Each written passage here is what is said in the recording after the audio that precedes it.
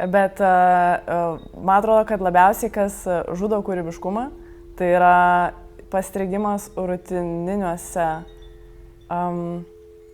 tokiuose šabloniniuose ir automatiniuose veiksmuose.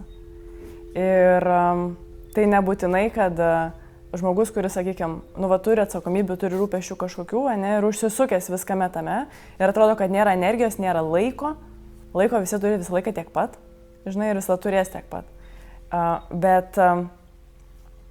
Ir aš iš tikrųjų visada einu per tai, kad nereikia iš savęs spausti kažko, kas realiai nėra įmanoma.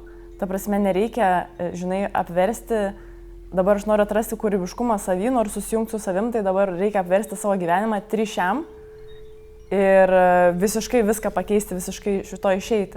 Nes gali daryti tuos pačius dalykus lygiai taip pat, lygiai tuos pačius dalykus, bet gali jaustis viduje kitaip ir jausti tą kūrybinį, tą įkvėpimą, jausti save, jausti savo tą, sakykime, vidinį aidą.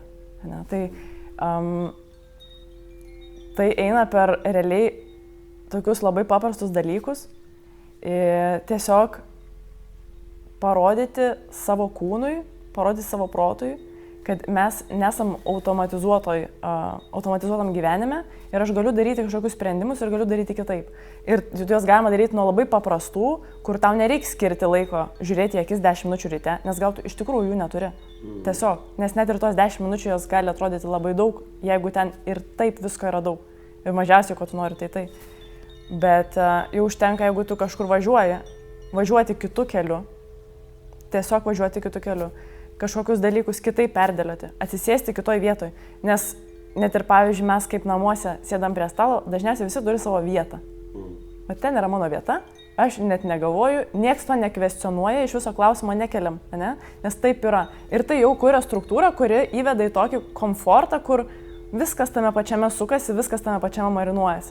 Bet jeigu leistum savo tokiuose mažuose labai dalykuose, tiesiog paklausti, kaip dabar gal kitaip kažkaip, ne? Pagalvėlės kitaip sudėlioti, taip kaip aš šiandien noriu, gal aš šiandien iš jūsų nenoriu, padėsiu šalia. Ir gaunasi, kad protui yra siunčiamas signalas, kad mes galim daryti kažkokius pasirinkimus ir galim daryti juos autentiškai pagal dabartinę būseną. Galim daryti kūrybiškus pasirinkimus, ne? Tenais būtent važiuojant keliu, tiesiog nusukti važiuoti kitų kelių. Jeigu, aišku, yra tam laiko. Kartais nebūna laiko, yra nuo A iki B ir viskas.